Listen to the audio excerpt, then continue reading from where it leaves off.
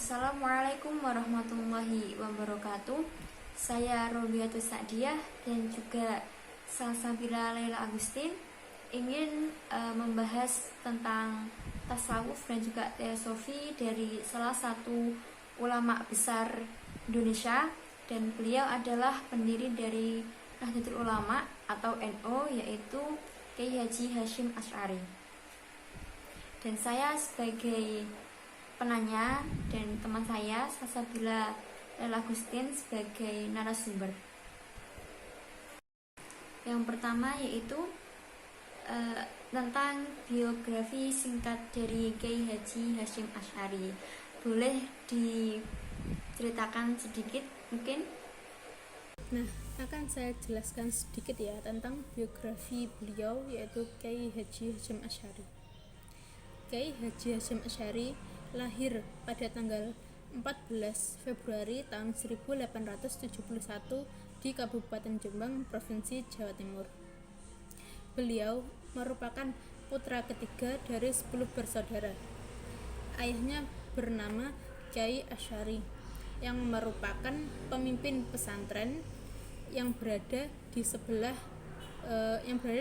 selatan Jombang, dan ibunya yang bernama Nyai Halimah. Sementara ke-10 saudaranya antara lain Nafi'ah, Ahmad Saleh, Radiah, Hasan, Anis, Fatonah, Maimunah, Maksum, Nahrawi, dan yang terakhir yaitu Adnan.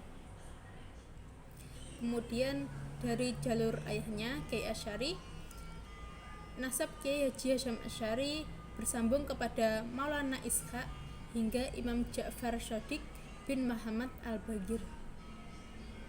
Sedangkan nasab dari jalur ibu, nasabnya bersambung kepada pemimpin kerajaan Majapahit, yaitu Raja Brawijaya VI atau Lembu Peteng, yang berputra Karebet atau Jakatingkir. Kemudian beliau juga menikah sebanyak 7 kali nggih. Subhanallah. Nah, niku sama siapa aja? Nah, betul sekali ya, subhanallah. Beliau menikah sebanyak 7 kali, dan kesemua istrinya merupakan putri dari seorang ulama. Dan 4 istrinya bernama Khadijah, Nafisah, Nafikoh, dan Masrurah. Kemudian salah seorang putranya yaitu Wahid Hasyim adalah salah satu perumus Piagam Jakarta, yang kemudian beliau cucunya menjadi Menteri Agama. Sedangkan cucunya yaitu Abdurrahman Wahid Hasyim menjadi Presiden Indonesia, atau yang biasa kita kenal dengan Gus Dur, dan beliau sekarang sudah meninggal dan makamnya di Tebu Ireng, Jombang. Kemudian Kiai Haji Hasyim Asy'ari belajar dasar-dasar agama awalnya itu dari siapa gitu? Nah, Kiai Haji Hasyim Asy'ari belajar agama dari ayah dan kakeknya. Nah, ceritanya itu Kiai Haji Hasyim Asy'ari belajar dasar-dasar agama dari ayah dan kakeknya yang bernama Kiai Usman. Dan beliau Kiai Usman juga pemimpin pesantren Gedang di Jombang. Nah, pada saat usianya 15 tahun, beliau berkelana menimba ilmu di berbagai pesantren, antara lain pesantren Wonokoyo di Probolinggo, kemudian pesantren Langitan di Tuban, pesantren Trenggilis di Semarang, kemudian pesantren Kademangan di Bangkalan, dan pesantren Siwalan di Sidoarjo. Nah, terus kemudian pada tahun 1892 Kiai Haji Hasyim Asy'ari pergi menimba ilmu ke Mekah dan berguru pada syekh-syekh ternama seperti Syekh Ahmad Khatib Minangkabau, Syekh Muhammad Mahfud At-Tarmasi, Syekh Ahmad Amin Al-Attar, dan masih banyak lagi syekh-syekh ternama yang didatangi beliau. Kemudian pertanyaan selanjutnya, awal mula beliau menimba ilmu itu tahun berapa dan di mana beliau menimba ilmu itu untuk pertama kalinya? Nah, pertama kali beliau menimba ilmu yaitu ilmu dari ayah serta kakeknya. Seperti yang saya jelaskan pada sebelumnya ya. Kemudian pada umur 15 tahun beliau itu pergi menimba ilmu ke berbagai pesantren di Indonesia.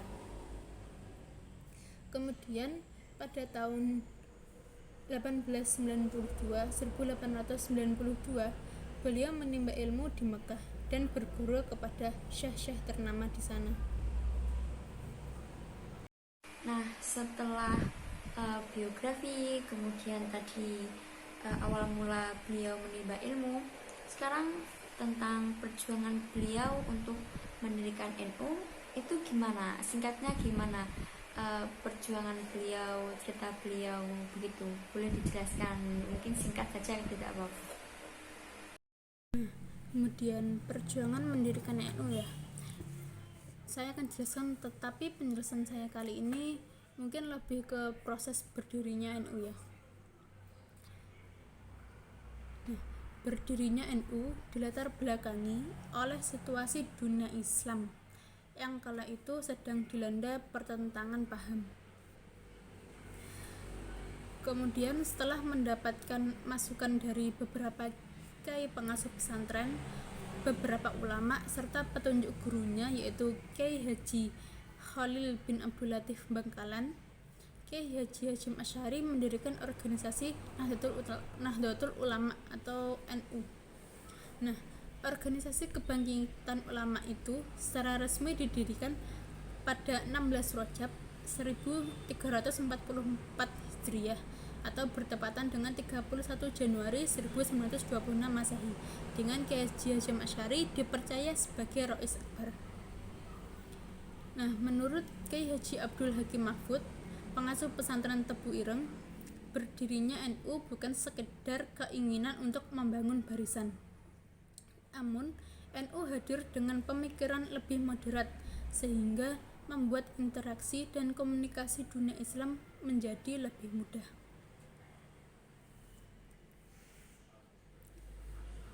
Sehingga orang muslim di Indonesia, terutama orang NU, itu kalau bertemu dan berinteraksi dengan orang muslim di dunia bisa nyambung dibandingkan dengan sebelum adanya NU, kata Hakim Mahfud. Nah, kemudian kita berbicara tentang topik yang agak berat ya, tentang tasawuf. Kiai Haji Hasyim Asy'ari mengarang kitab yang bernama Risalah Jami'ah Al-Maqasid. Nah, kitab tersebut berisi tentang apa begitu? Kemudian bagaimana isi kitab Risalah Jami'ah yang dikarang oleh beliau akan saya jelaskan sedikit, yaitu salah satu kitab yang dikarang Kiai Haji Hasyim Asy'ari yaitu kitab yang bernama Risalah Jami'ah Al-Maqasid.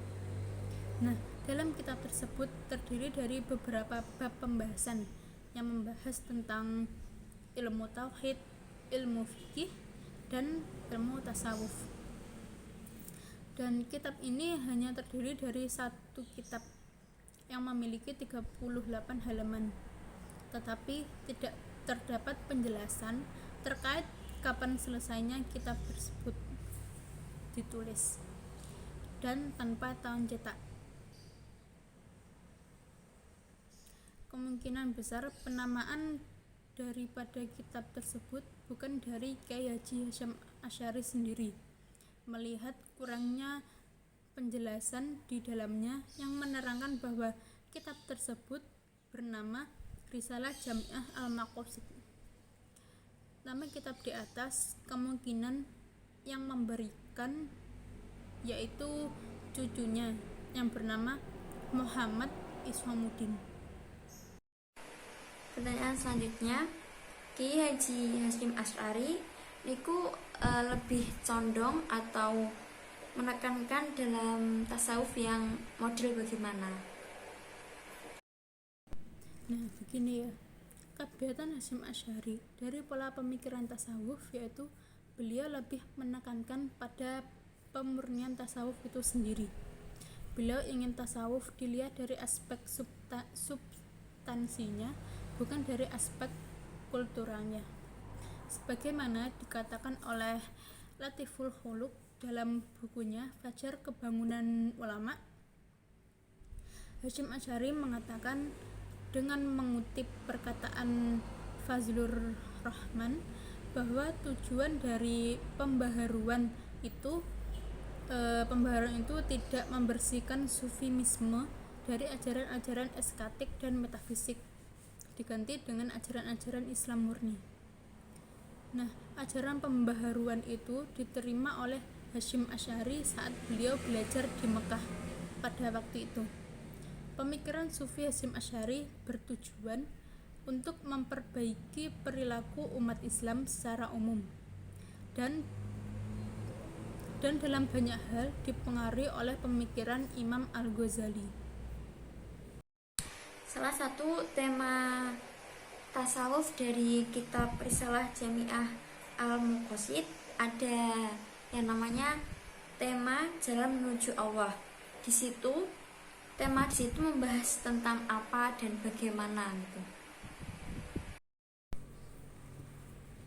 Nah, saya akan jelaskan ulang sedikit ya, bahwa untuk sampai kepada Allah kita itu harus melewati tarekat atau jalan dan makomat, yaitu tingkatan-tingkatan untuk sampai kepada Allah. Nah, yang dimaksud sampai kepada Allah itu bukan makna di antara benda-benda, sebab Allah itu maha suci dan maha tinggi tanpa batasan apapun. Nah, bagaimana untuk sampai kepada Allah? Guna mencapai itu ada beberapa hal yang berkaitan, yaitu satu, makam-makam hati atau tobat dan khauf, dan yang kedua yaitu sifat-sifat terpuji seperti sabar, sidik, dan ikhlas.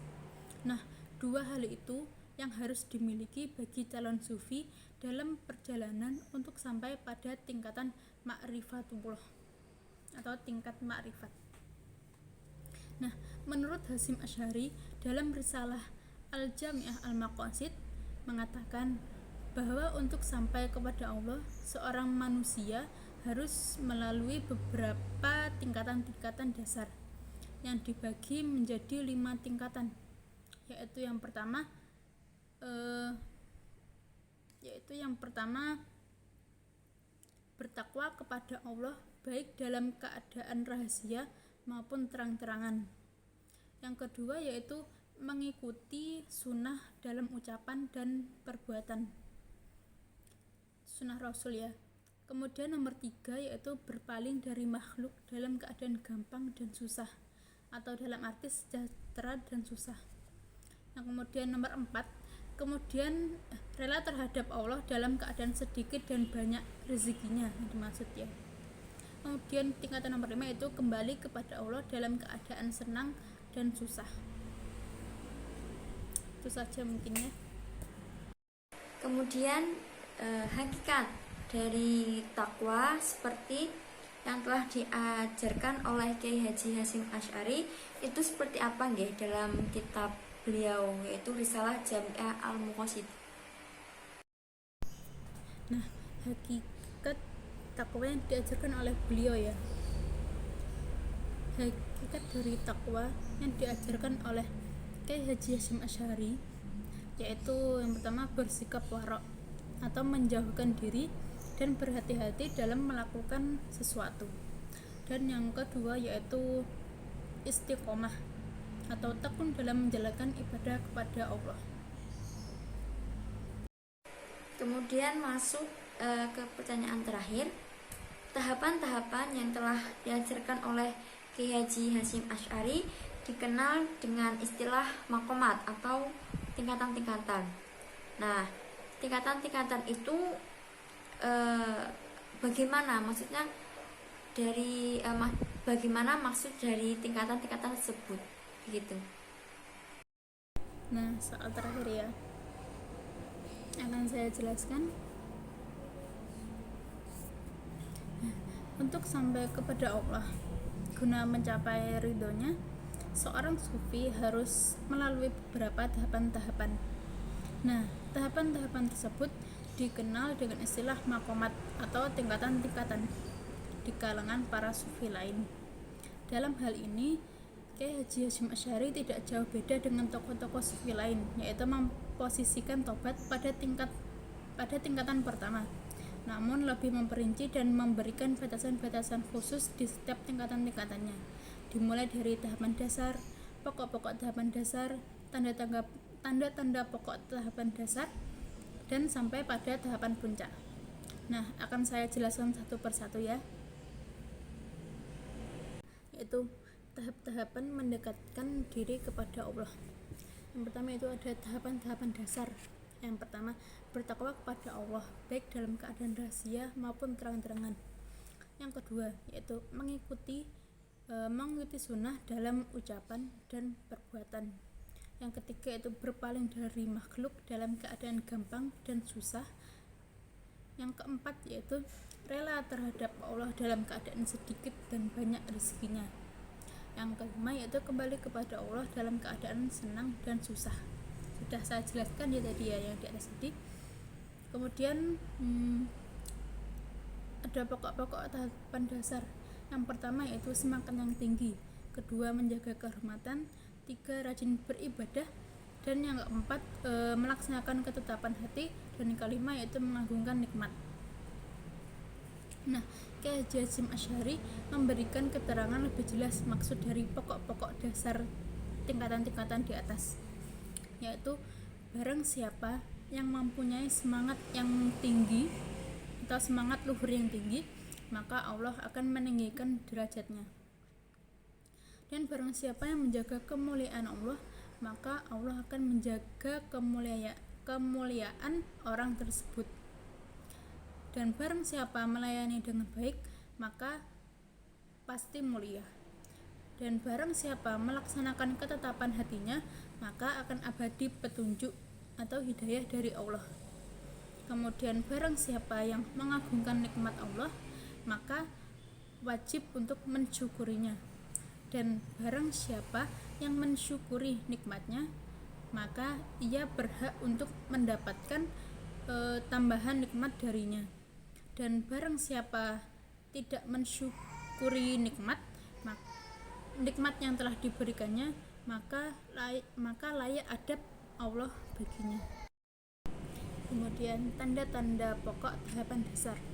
Yang pertama yaitu menuntut ilmu karena melaksanakan perintah Allah. Yang kedua, bersahabat dengan ulama beserta seluruh keluarganya karena hati-hati. Yang ketiga, meninggalkan hal ringan dan takwilan karena berhati-hati. Yang keempat, mengatur waktu dengan cara memperbanyak wirid karena menghadap kepada Allah. Yang kelima yaitu menuntut diri dari segala sesuatu yang menimbulkan nafsu karena untuk menyelamatkan diri dari kehancuran. Kemudian selanjutnya yaitu puncak tahapan-tahapan untuk mencapai ridha Allah. Yang pertama yaitu taubat dari hal-hal yang haram dan dimakruhkan. Yang kedua yaitu mencari ilmu sesuai kebutuhan.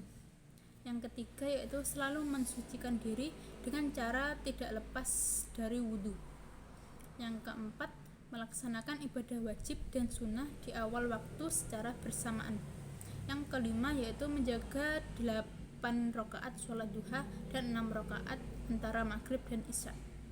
Yang keenam yaitu melaksanakan sholat malam. Yang ketujuh yaitu melaksanakan sholat witir. Yang kedelapan yaitu melaksanakan puasa Senin Kamis dan puasa 3 hari pada hari yang diutamakan, yaitu pada bulan Rajab dan bulan Sya'ban. Yang ke-9 yaitu membaca Al-Quran dengan merenungkan maknanya. Yang ke-10 yaitu memperbanyak baca istighfar serta membaca sholawat kepada Nabi Muhammad dan berzikir. Mungkin itu saja. Baik, mungkin cukup sekian dari kami. Saya sebagai penanya dan juga Salsabila Laila Agustin sebagai narasumber ingin meminta maaf jikalau ada salah kata dan juga penyampaian. Sekian, wassalamualaikum warahmatullahi wabarakatuh.